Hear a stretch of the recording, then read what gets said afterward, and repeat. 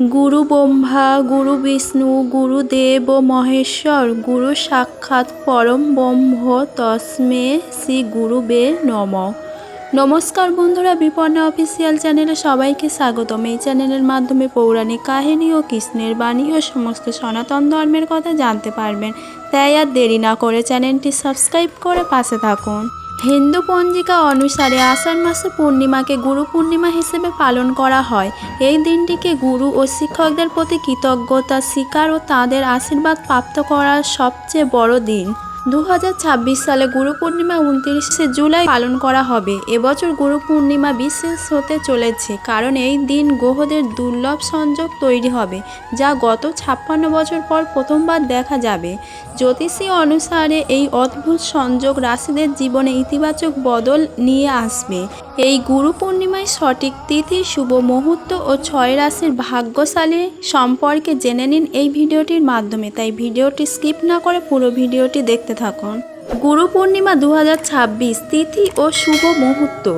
বৈদিক পঞ্জিকা অনুসারে 2026 সালে 28শে জুলাই সন্ধ্যা 6:18 আষাঢ় পূর্ণিমা তিথি শুরু হবে। এটি 29শে জুলাই রাত 8:05 শেষ হবে। উদয় তিথি অনুসারে 29শে জুলাই গুরু পূর্ণিমা পালিত হবে। এই দিনে সত্যনারায়ণ ব্রত এবং গুরু পূজনের জন্য শ্রেষ্ঠ সময় হবে ভোর 5:41 থেকে সকাল 9:47 পর্যন্ত। এই সময়ে গুরুর আরাধনা, মন্ত্র জপ এবং কাহিনীর বর্ণনা করা অত্যন্ত ফলপ্রসূ হবে। 56 বছর পর এক বিরল রাজযোগ গঠিত হচ্ছে। জ্যোতিষশাস্ত্রীয় অনুসারে এবার গুরু পূর্ণিমায় সূর্য ও বুধের সংযোগ শক্তিশালী বুধাদিত্য রাজযোগ সৃষ্টি করছে। এর পাশাপাশি শশা রাজযোগ এবং হংস রাজযোগের মতন শুভ সংযোগও কার্যকর হবে। এই গুরুত্বপূর্ণ রাজযোগগুলির সংমিশ্রণ বুদ্ধিভিত্তিক ক্ষমতা, কর্মজীবনের উন্নতি এবং সম্মানের উল্লেখযোগ্য বৃদ্ধি ঘটাচ্ছে। বিগত 56 বছরে এই শুভ উৎসবের এমন বিরল গ্রহসারিত একযোগে ঘটেনি। এই গুরু পূর্ণিমায় এই 6টি রাশির জীবনে ইতিবাচক বদল আসবে। আসুন জেনে নেওয়া যাক ভাগ্যশালী কোন রাশিগুলি। মেষ রাশি। এই গুরু পূর্ণিমায় মেষ রাশির জাতক জাতিকদের কর্মজীবন এবং ব্যবসায় নতুন দিগন্ত উন্মোচন করবে। দীর্ঘদিনে জমে থাকা কাজ দ্রুত সম্পূর্ণ হবে। আপনার কঠোর পরিশ্রম পুরস্কৃত হবে। কর্মক্ষেত্রে আপনার নেতৃত্বদানের দক্ষতা প্রশংসা করা হবে। বৃষ রাশি। এই সময়টি বৃষ রাশির জাতক জাতিকাদের জন্য একটি আর্থিক সচলতা বয়ে আনবে। ব্যবসার উন্নতির জন্য এটি একটি অনুকূল সময়। আপনি যদি নতুন কোনো বিনিয়োগ করার কথা ভাবেন, তবে উল্লেখযোগ্য মুনাফা লাভের সম্ভাবনা রয়েছে। সিংহ রাশি। সিংহ রাশির জাতক জাতিকাদের সম্মান ও প্রতিপত্তি উল্লেখযোগ্যভাবে বৃদ্ধি পাবে। যারা চাকরিতে আছেন তারা পদোন্নতি বা নতুন ও বৃহত্তর দায়িত্ব পেতে পারেন। প্রতিযোগিতামূলক পরীক্ষার জন্য প্রস্তুতি নিচ্ছেন এমন শিক্ষার্থীদের জন্য এই সময়টি অত্যন্ত শুভ হবে।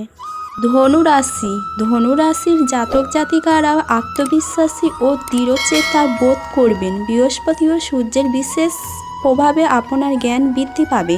সমাজে আপনার কাজের প্রশংসা হবে। আপনার বিবাহিত জীবন সুখময় থাকবে। মকর রাশি। এই সময়ে মকর রাশির জাতক জাতিকাদের অপ্রত্যাশিত আর্থিক লাভ হওয়ার সম্ভাবনা রয়েছে। পুরনো বিনিয়োগ থেকে উল্লেখযোগ্য মুনাফা আসতে পারেন।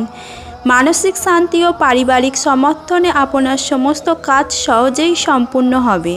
কুম্ভ রাশি। কুম্ভ রাশির জাতক জাতিকাদের জন্য এই বিরল রাজযোগ বর্ধিত আরাম ও বিলাসিতা বয়ে আনবে। আটকে থাকা অর্থ পুনরুদ্ধার হতে পারে। পিতামাতার ও বয়স্কদের আশীর্বাদে আপনার থেমে থাকা কাজ পুনরায় সঠিক পথে ফিরে আসবে। গুরু পূর্ণিমার দিনটি ভগবান বিষ্ণুর রূপ সত্যনারায়ণের পূজার জন্য অত্যন্ত শুভ। এই বিশেষ পূর্ণিমায় পূজার মূল নিয়মগুলি হল সংকল্প ও গণেশ পুজো, সত্যনারায়ণ পাঁচালী পাঠ এবং সিন্নি প্রসাদ নিবেদন। পুজোর প্রস্তুতি ও সামগ্রী। প্রধান উপকরণ: কোলা গাছ, আলপনা, ঘট, আম পল্লব। প্রয়োজনীয় দ্রব্য: হলুদ গুঁড়ো, সিঁদুর, ফুল, তুলসী পাতা, ধূপ, দীপ ও কর্পূর। ভোগ আটা বা সুজি, কোলা, চিনি, দুধ ও ঘি দিয়ে তৈরি বিশেষ সিন্নি। পূজাবিধি ও নিয়ম। সময় সাধারণত গুরু পূর্ণিমার সন্ধে বা বিকেলের দিকে এই পুজো করা সবচেয়ে ভালো। আচার প্রথমে শুদ্ধ মনে বিষ্ণু স্মরণ করে গণেশ ও নবগ্রহের পুজো করতে হয়।